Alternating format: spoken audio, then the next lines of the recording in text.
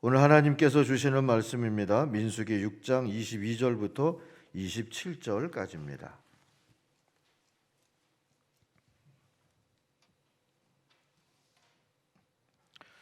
여호와께서 모세에게 말씀하여 이르시되 아론과 그의 아들들에게 말하여 이르기를 너희는 이스라엘 자손을 위하여 이렇게 축복하여 이르되 여호와는 내게 복을 주시고 너를 지키시기를 원하며 여호와는 그의 얼굴을 내게 비추사 은혜 베푸시기를 원하며 여호와는 그 얼굴을 내게로 향하여 두사 평강 주시기를 원하노라 할지니라 하라. 그들은 이같이 내 이름으로 이스라엘 자손에게 축복할지니 내가 그들에게 복을 주리라. 아멘. 인도에서 전해지는 이야기랍니다. 사냥꾼에 의해서 어미를 잃고 혼자가 된 새끼 호랑이가 있었습니다. 근처에 살던 염소떼가 이 새끼 호랑이를 거두어 주었어요. 그래서 이 새끼 호랑이가 지가 염소인 줄 알고 자라게 됐습니다. 어느 날 염소들이 풀을 뜯어먹고 있는데 커다란 호랑이를 보게 됐어요. 으르렁거리는 소리에 염소들이 근처 수풀로 다 달아났고요. 어쩌다 보니까 이 새끼 호랑이만, 염소인 줄 아는 새끼 호랑이만 홀로 남게 됐습니다. 너무 무서워서 음매하고 울면서 떨고 있었어요. 이 불쌍히 여긴 큰 호랑이가 새끼 호랑이를 데리고 연못으로 갔어요. 들여다보니까 자기하고 이 큰 호랑이가 똑같이 생겼거든요. 그걸 알게 됐지만 더 놀래서 음매하고 울 뿐이었습니다. 불쌍히 여긴 큰 호랑이가 남겨준 고기 덩어리를 맛보고 나서야 비로소 호랑이의 야성이 깨어났어요. 그래서 이 새끼 호랑이가 머리를 하늘로 쳐들고 으르렁 하고 우렁찬 소리를 내게 됐다는 겁니다. 자신이 염소인 줄 알고 염소 울음소리만 내던 이 새끼 호랑이 같이 그렇게 살아가고 있는 그리스도인들이 제법 많습니다. 베드로 사도는 예수의 교회와 성도들에게 세상살이를 염소처럼 그렇게 두려워 떨며 살지 말라고 권합니다. 그러면서 베드로전서 2장 9절에 보니까 우리가 모두 왕의 제사장이라고 깨우쳐 주죠. 그렇게 우리를 제사장으로 삼으신 주님의 뜻은 우리를 어둠에서 건져내어서 생각하지도 못했던 기이한 빛 가운데로 인도하신 하나님의 은혜를, 구원을, 업적을 선포하게 하려고 그렇게 하셨다 하고 가르쳐 줍니다. 그런 교회와 성도에 대한 가르침의 원래 버전이라고 볼 수 있는 게 오늘 우리가 민수기에서 읽은 내용입니다. 이 말씀은 하나님이 복 주시는 분이라는 것을 먼저 알려주죠. 하나님의 복은 뭡니까? 창조 때 우리에게 허락하여 주신 하나님의 형상으로 살아갈 수 있는 그런 은혜, 하나님이 구원해 주셔서 하나님의 백성으로, 하나님 나라 백성으로 살아갈 수 있는 은혜를 누리도록 함께 하시면서 계속 우리 가운데 역사하시는 하나님의 애프터 서비스, 그게 복이에요. 그리고 또 이 말씀은 그런 복을 깨달은 제사장들이 하나님 우리들에게 이런 복을 주시옵소서 하고 기도하면 들어주시겠다 하는 것도 알려주고 있습니다. 민수기에 이르도록 하나님께서는 이스라엘 백성들을 구원해 주시고 그들에게 나라꼴을 만들 수 있도록 기틀을 허락하여 주시고 하나님과 겸손하게 동행하면서 살아갈 수 있는 예배법도 가르쳐 주시고 삶의 윤리도 깨우쳐 주시면서 그들을 만들어 주셨어요. 그리고 민수기에 들어오면 이제 인구조사도 하고 그리고 행군을 위하여서 행군할 때는 어떤 진영을 갖추어서 할 건지도 가르쳐 주셨어요. 이제 행진을 해서 적과 꿀이 흐르는 약속의 땅으로 가면 되는 거예요. 근데 하나님이 또 하나 장치를 마련해 주신 것이 있어요. 계속 응원해 주시려고 제사장을 세워주시고 이들을 축복해라. 하나님의 백성들은 이들을 축복해라 하고 가르쳐 주신 겁니다. 제사장의 축복권을 오늘 말씀이 깨우쳐 줍니다.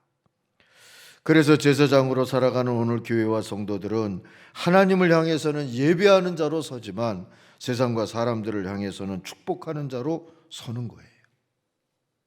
기억하십시다. 우리는 두려워하면서 세상을 사는 염소 새끼들이 아니라 축복하며 살아가는 호랑이입니다.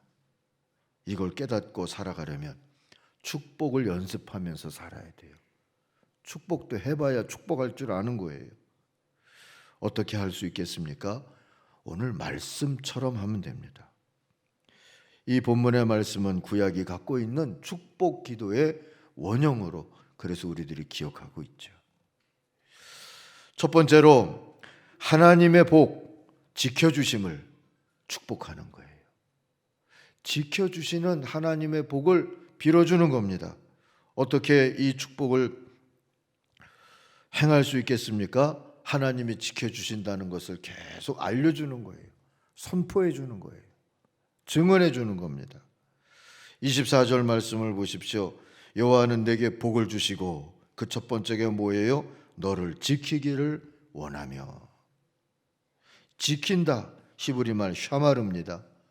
이 둘레에 가시 덤불 같은 거를 만들어 가지고 그래서 울타리를 치고 그 안에 있는 것들을 보호해 준다, 이런 뜻이에요. 세심하고 철저한 보호와 관심과 애정을 뜻하는 그러한 단어가 이 지킨다 하는 겁니다. 눈에 아무런 보호막도 보이지 않는 광야 한복판에서 이들이 얼마나 막막하고 불안하고 허전했겠어요. 그런데 구름기둥 불기둥으로 곁에 계시는 주님을 보면서 이 지킨다 하신 하나님의 복을 깨닫게 된 겁니다.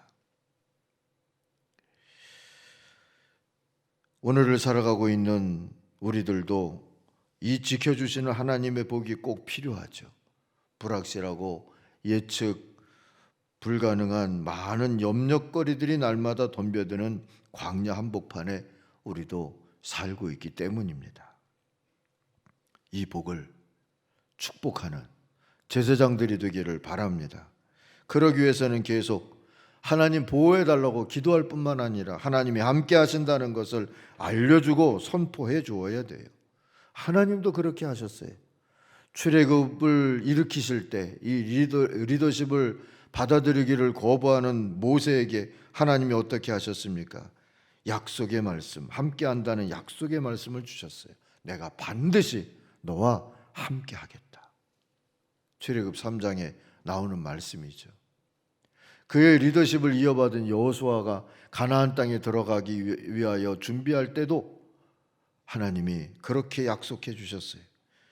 너의 평생에 너를 능히 당할 자가 없을 것이다. 내가 모세와 함께 있던 것 같이 너와 함께 할 것이다. 버리지 아니하며 떠나지 아니할 것이다. 너는 마음을 굳세게 하고 담대히 하라. 하나님이 일러주셨어요. 그 말씀이 모세를 지켰고 그 말씀이 여호수아를 지킨 겁니다. 오래전에 제가 훈련소에 들어갈 때 동기들이 작은 성경책 하나를 줬어요. 요 주머니에다 넣을 수 있는 성경책. 그 안쪽에 친구들의 사인을 다 해주면서 잘 갔다 오라 뭐 이랬어요.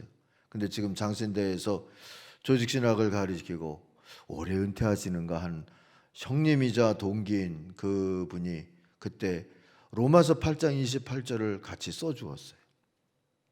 하나님을 사랑하는 사람 곧 그 뜻대로 부르심을 입은 자들에게는 모든 게 합력하여 선이 된다.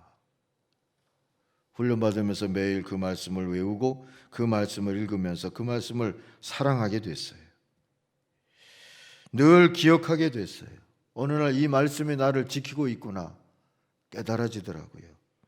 특히 어떤 상황에서도 긍정적인 관점을 포기하지 않는 믿음을 가질 수 있게 됐어요. 하나님이 합력하여 선을 이루실 것을 기다려보자 하고 말이죠. 말씀이 저를 지켜준 셈입니다.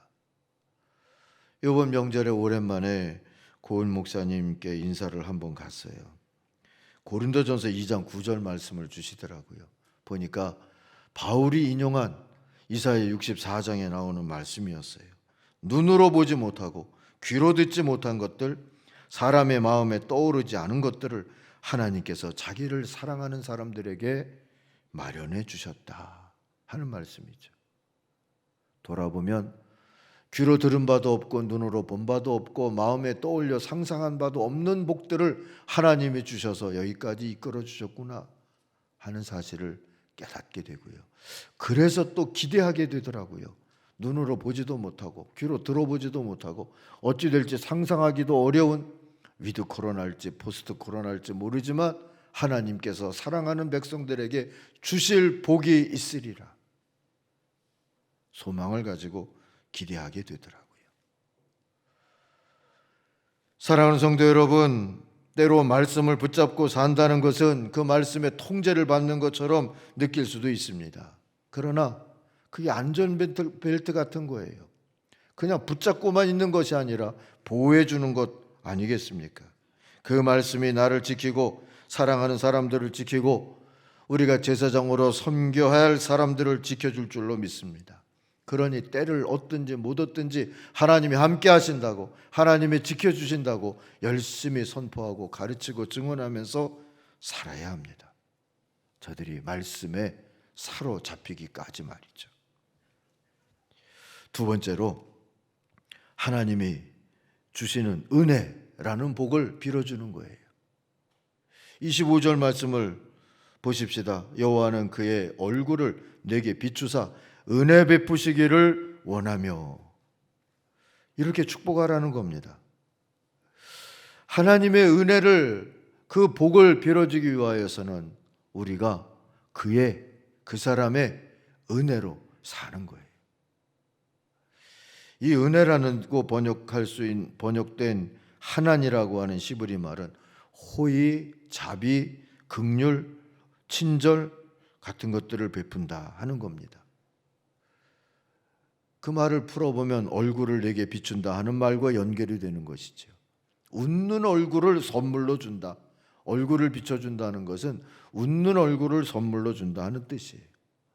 결혼식을 하면 제가 주례하면서 신랑과 신부를 한번 마주보게 하고 하나님이 주신 은혜라고 그렇게 알려줄 때가 있어요. 하나님이 주신 은혜하고 여러분 잘 살고 계시는지요? 은혜니까 그 사람의 은혜가 되려면 매일 웃어줘야 돼요. 이건 뭐 은혜가 매일 찡그리고 있고 싸우자고 덤벼들고 있고 이러면 그게 은혜가 되겠습니까? 우리는 하나님이 베풀어 주신 은혜니까 웃어야 돼요. 여러분이 이 교회에 하나님이 주신 선물이에요. 은혜예요. 그러니까 들어올 때부터 나갈 때까지 웃고 사셔야 돼요. 은혜가 웃어야지. 은혜가 큰 소리 치고 그러면서 살면 되겠습니까? 서약을 할 때도 알려줍니다.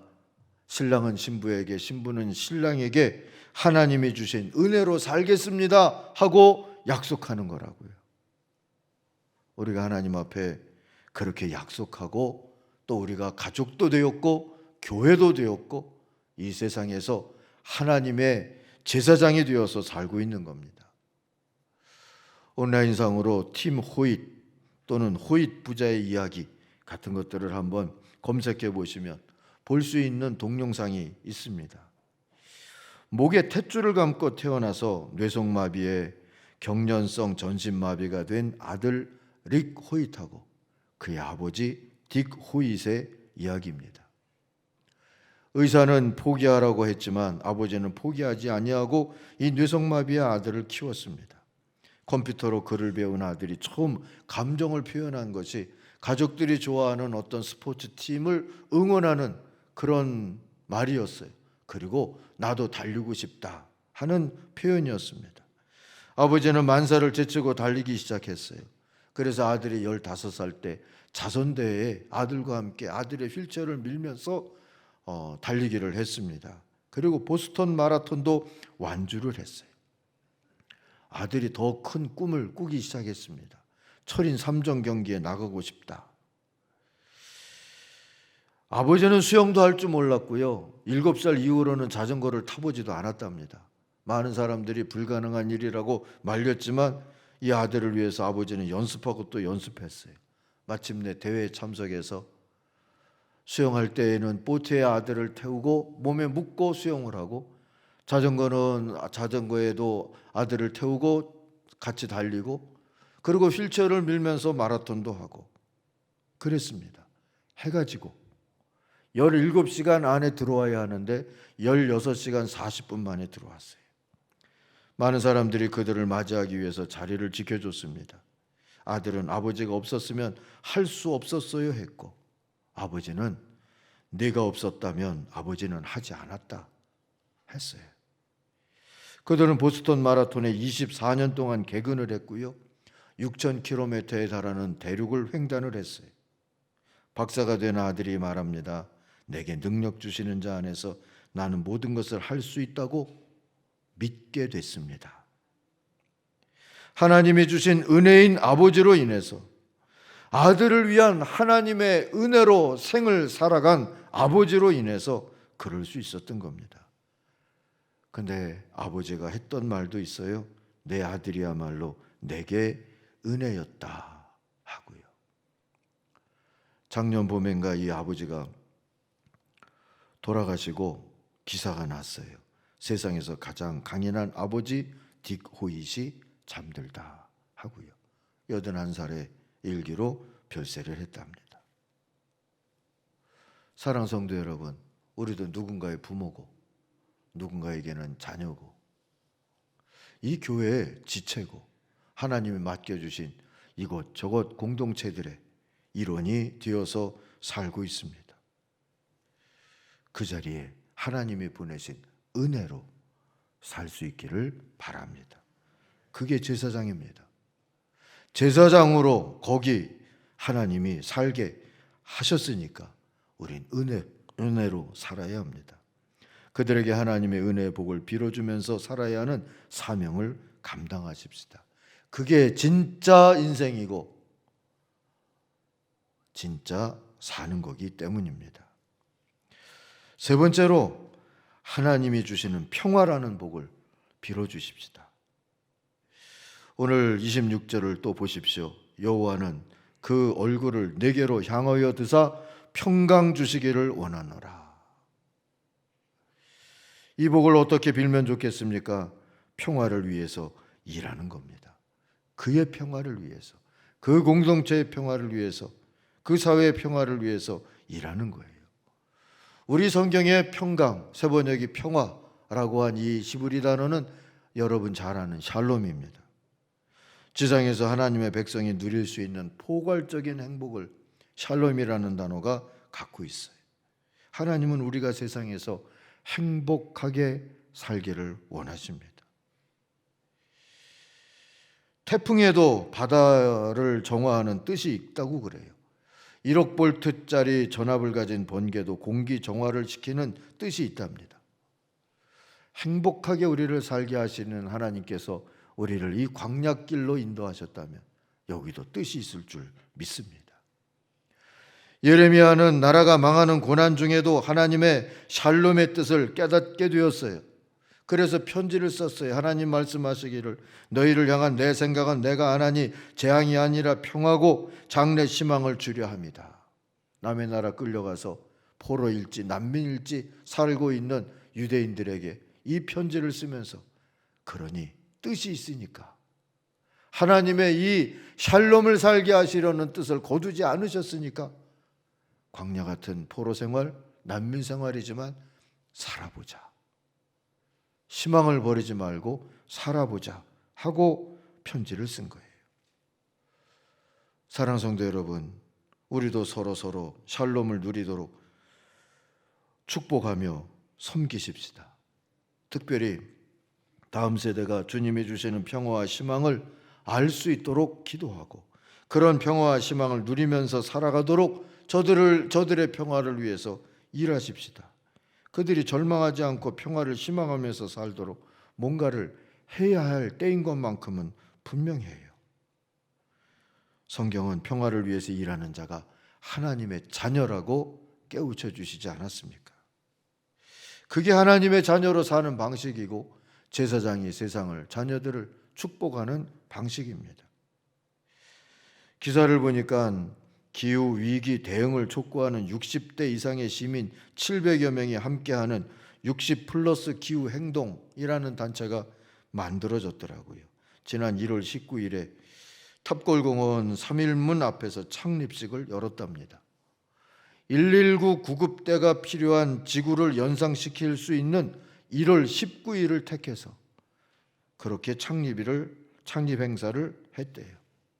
이들의 창립 선언문을 보니까 지금 여기가 긴급 상황이고 재난 상황이라는 엄중한 사실을 환기시키고 싶었다 했어요. 화재를 진압하기 위해 출동하는 소방차와 같이 생사의 기로에 있는 생명을 구하러 달려가는 소방대원과 같은 그런 심정으로 60+ 기후행동을 선포한다 했어요. 보니까 집에 흔한 그 종이상자, 골판지에다가 글을 써갖고들 나오셨더라고요. 손주들 이름을 썼는데 제가 본 사진에는 태경아, 도윤아, 할머니가 지킨다, 초록지구 하고 써가지고 들고 서 있었어요. 앞으로 석탄 발전소 같은 데를 찾아가서 어슬렁어슬렁 거리거나 웅성웅성대는 그런 시위를 하겠답니다. 서구에는 이미 그레이 그린이라고 하는 운동이 활발하대요. 어르신들이 하는 녹색 운동, 뭐 이런 게 그레이 그린 운동이겠죠. 기사를 보면서 교회가 해야 할 일이지 않을까 생각이 들었어요. 우리 교구 선교회들도 앞으로 이런 운동들을 좀 하면서 살면 좋겠어요. 평화를 만들든 평화에 참여하든 그렇게 평화를 위해서 일하는 그런 하나님의 사람들로 말입니다. 그게 축복이니까요. 우리 도서관에 노벨 평화상을 받은 사람들의 이야기와 그들의 삶과 비전을 통해서 아이들이 배울 수 있는 평화 이야기 책이 있어요. 그 책 안에 보면 베티 윌리엄스라고 하는 1976년에 노벨 평화상을 받은 여자분의 이야기가 있습니다. 이분이 태어난 데가 북아일랜드 벨파스트예요. 1942년생이라고 하고요. 그 무렵에 북아일랜드의 많은 가정들이 그랬듯이 베티의 가정도 폭력으로 망가졌어요.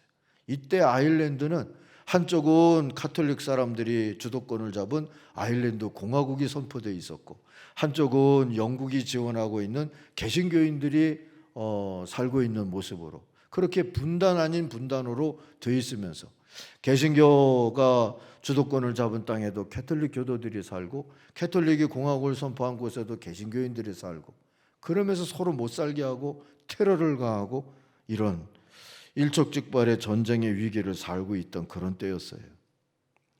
개신교도인 아버지는 단지 카톨릭 여성과 결혼했다고 하는 이유로 테러의 희생이 됐어요. 베티는 엄마에 의해서 카톨릭 교도로 자라게 됐습니다. 그런데 그녀의 사촌인 다니엘은 개신교 극단주의자가 쏜 총에 맞아서 집 현관에서 죽었고요. 다른 사촌은 운전 중에 아일랜드 공화국군, 이 카톨릭계 무장 조직이죠. 이들이 버리고 간 부비 트랩을 밟고 죽었어요. 30세 때 그녀는 자기 눈앞에서 영국군이 총을 맞고 죽어가는 것을 보고 무릎을 꿇고 기도해 주었다가 카톨릭 이웃들에게 적에게 동정을 보였다는 이유로 비난을 받게 되죠. 이게 사는 건가 하는 삶의 회의를 느끼면서 살아게 되었어요. 그러다가 33살이 되던 76년에 영국군에게 총을 맞고 도망치던 공화국 군인 하나가 자동차로 일가족 4명을 치는 사건이 발생했어요. 아이들 셋이 그 자리에서 죽었고 엄마는 큰 부상에 시달리다가 몇 년 후에 목숨을 끊었어요. 이 사건이 일어났을 때 베티는 가장 먼저 현장으로 달려갔어요. 그리고 즉시 폭력에 반대하는 탄원서를 돌렸고 48시간 동안에 6,000명의 서명을 받았어요. 죽은 아이들의 이모가 이 소식을 듣고 베티를 아이들 장례식에 초대를 했어요. 두 여인은 거기서 만난 키아란 맥케온이라고 하는 어느 여자 기자의 도움을 받아서 전 세계에 비폭력을 호소하는 피스 피플이라고 하는 단체를 만들게 되죠. 그리고 평화 행진을 하자, 비폭력 평화 행진을 하자 하고 제안해서 가톨릭 개신교 구분 없이 1만여 명의 여성들이 모여서 행진을 하게 됐어요. 군인들이 평화 행진을 막았는데 다음 주 행진하는 날에는 3만여 명이 모였어요. 결과는 종파 간의 싸움이 멈춰졌고 평화가 아일랜드에 찾아왔어요. 오랫동안 서로 테러하며 싸웠던 그 일이 큰 전쟁 없이 지금 아일랜드라고 하는 나라가 된 것은 이들의 공이라고 인정을 받게 됐죠. 그래서 두 여인이 그해 노벨 평화상을 받았어요. 이 베티 윌리엄스는 재작년 봄에 별세했어요. 그녀들은 단지 다음 세대를 위해 평화의 복을 주십시오 기도하는 걸로 다 했다, 할 일 다 했다 여기지 않고 평화를 만드는 일을 했던 거예요. 기회가 왔을 때 행동했고 꾸준히 헌신했어요. 제사장이에요. 제사장이 복을 비는 축복이 이런 거죠. 평화의 왕 하나님의 제사장인 성도 여러분, 이 말 안에는 우리가 염소의 새끼들이 아니라 축복하는 호랑이라고 하는 것을 품고 있는 말이에요. 축복의 권세를 사용하십시다. 하나님의 복인 보호와 은혜와 평화의 복을 빌어주면서 살아가십시다. 축복하는 제사장으로 살자고요. 때를 얻든 못 얻든 지켜주신다 하신 하나님의 약속의 말씀을 부지런히 선포하고 우리 자신을 하나님의 은혜, 하나님의 선물로 세상과 가족들에게 내어주고 싸움은 말리고 평화는 만들어가면서 살아가십시다. 노벨상 수상자와 함께하는 평화학교라고 하는 그 책을 만든 피스잼이라고 하는 단체가 있어요. 거기 보면 우리가 평화를 실천하는 행동 강령이라고 할까요? 그것을 적어두었더라고요. 원칙은 지구적으로 생각하고 지역적으로 행동하자. 그렇게 달아놓고요. 지구적으로 생각하고 지역적으로 행동하는 5단계 그런 행동 강령을 보니까 크게 어렵지 않아요. 첫째는 문제를 고르고, 둘째는 그 사실을 확인하고, 셋째는 깊이 있게 조사하고, 넷째는 행동 계획서를 만들어 보고, 다섯 번째는 행동하는 거, 실천하는 거. 어렵지 않죠? 냉장고에 코끼리 집어넣는 거하고 똑같아요. 첫째, 문을 연다. 둘째, 코끼리를 집어넣고, 셋째, 냉장고 문을 닫는다. 이거하고 똑같아요. 첫째, 문제를 고르고 우리가 축복해야 될 문제가 뭘까? 고르고 그것에 대해서 확인하고, 셋째, 깊이 있게 조사하고, 네 번째, 행동계획서를 쓰고, 다섯 번째, 실천하는 거예요. 제사장들의 축복 강령입니다. 제사장 된 교회가 해야 할 그런 단계들입니다.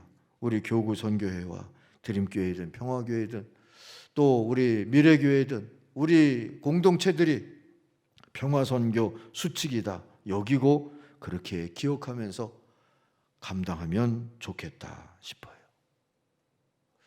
오늘은 제사장의 정체성과 소명의식을 가지고 세상과 가정으로 돌아가는 그런 발걸음들을 옮길 수 있기를 바랍니다. 예배하고 제사장인 것을 확인했으면 이제 우리가 세상으로 가는 이유는, 가정에게 가족들에게도 가는 이유는 축복하기 위해서잖아요. 이 광야길을 우리를 이들을 축복하며 함께 가라고 세워주셨다 깨닫고 그렇게 사는 것 돼야 되지 않겠습니까? 세상을 평안화시키겠다 하는 큰 꿈을 꾸라는 거 아니에요. 축복하는 거예요. 그렇게만 살면 내가 염소의 심장이 아니라 호랑이의 심장을 갖고 살고 있다는 것을 스스로 깨닫게 될 줄로 믿습니다. 세상보다, 다른 사람들보다 내가 먼저 축복하는, 내가 먼저 행복해지는 변화를 겪게 될 줄로 믿습니다. 명실상부하게 솔틴으로 살아가고 있는 자부심도 하나님이 주실 겁니다. 사랑하는 성도 여러분, 왕의 제사장으로 살아가십시다. 그렇게 살기로 작심만 하면 용기를 주시는 응원의 말씀을 만나게 됩니다. 그게 27절입니다. 세 번역으로 제가 읽습니다. 그들이 나의 이름으로 이스라엘 자손에게 이렇게 축복하면 내가 친히 이스라엘 자손에게 복을 주겠다. 우리는 축복만 하래요. 복은 하나님이 책임져 주겠다고요. 우린 단지 순종하면 됩니다. 복은 복의 주인이신 하나님이 주실 줄로 믿습니다. 오늘 제사장의 영성을 가지고 우리 24절부터 26절까지 이 축복을 한번 하십시다. 이 26절에 원하노라 여기까지만 하시면 돼요. 24절부터 같이 읽어봅니다. 여호와는 내게 복을 주시고 너를 지키시기를 원하며 여호와는 그의 얼굴을 내게 비추사 은혜 베푸시기를 원하며 여호와는 그 얼굴을 내게로 향하여 드사 평강 주시기를 원하노라. 아멘. 기도하겠습니다.